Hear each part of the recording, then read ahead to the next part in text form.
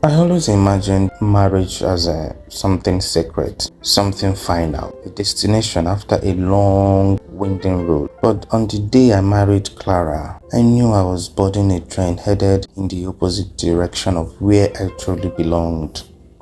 I was 29, working in advertising, and from the outside, everything looked perfect. Clara was beautiful, kind, and smart.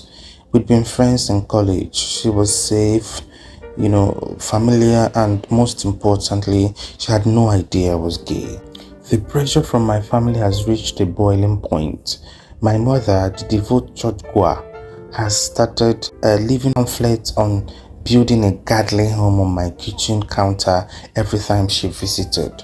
My father would sign and say, "When are you going to give me a reason to wear my suit again, son?" So I gave them a reason. I gave them a wedding. At first, Clara and I made it work. She was patient, always explaining away our lack of intimacy with stress and exhaustion. I buried myself in work, avoiding any conversations that crept too close to the truth. Nights became lonely, even in shared beds. I'd lie awake beside her, guilt pressing on my chest like a cinder block. I wasn't just deceiving her, I was denying my own soul. Then came the accidental spark that would change everything. It was an ordinary Tuesday. I was sent to a client meeting for a coffee company's rebrand, and here he was, Eli. He wore a mustard yellow sweater, had his confident, crooked smile and a violence that sounded like jazz at 2 a.m. Calm, smooth, real. He shook my hand and looked directly into my eyes, and I felt something I had never felt in years. I felt seen. Yes, seen. We kept things professional. At first, meeting turned into lunches turned into long walks after dark, talking about music, books, fears. He told me about coming out at 20, losing his father to silence, but gaining a chosen family in return. I told him, well, nothing. I was married after all. I feel like I'm talking to someone behind a glass wall. He said once. That shattered me because it was true.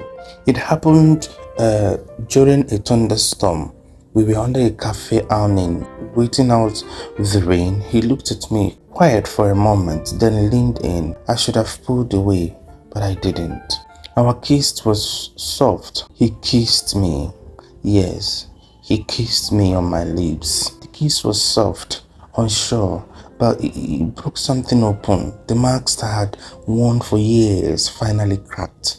I pulled away, whispered, "I'm married," and I ran. Yes, I ran away. Would you blame me? The guilt became unbearable. Clara noticed my distance, the way I recoiled from her touch, the sadness behind my eyes. "Is it someone else?" she asked me one night with a small voice. "No," I whispered. Then after a pause, I told her yes, but not what you think. We were silent for a while, and then she said, "Is it a man?" with a trembling lips. I nodded. I had to, because I think it was time for me to tell her the truth. So she looked away, and for the first time in our marriage, she cried, not from confusion, but from understanding. It wasn't bitter. It was like freeing myself. Clara and I sat on the couch like old friends. She told me she always felt there was something missing between us, something unspoken. "I wanted to be loved fully," she said, "and you deserve to love fully as well."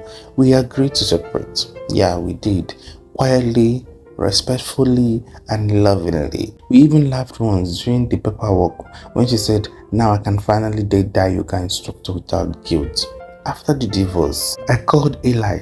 "No pretense. I'm not married anymore," I told him, and then asked him to meet me at our usual cafe where we normally meet. When I arrived, he was already there, holding two coffees and wearing that same mustard sweater. "You ready to stop hiding?" he asked. "Yes," I said, if you walk beside me.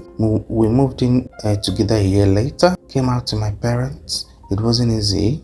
My father didn't speak to me for months, and my mother cried and cried and cried. But in time, they met Eli and they saw how happy I was. Eventually, love softened the edges of their disapproval. So Clara and I became more closer. She became my closest friends. She even brought her new boyfriend to our housewarming party. Life was strange, complicated, but beautiful. So after a while, we fixed our wedding. This time I stood under an arch of sunflowers, surrounded by people who know me, totally know me, and I said I do to Eli, the man who walked into my life and showed me the way back to myself.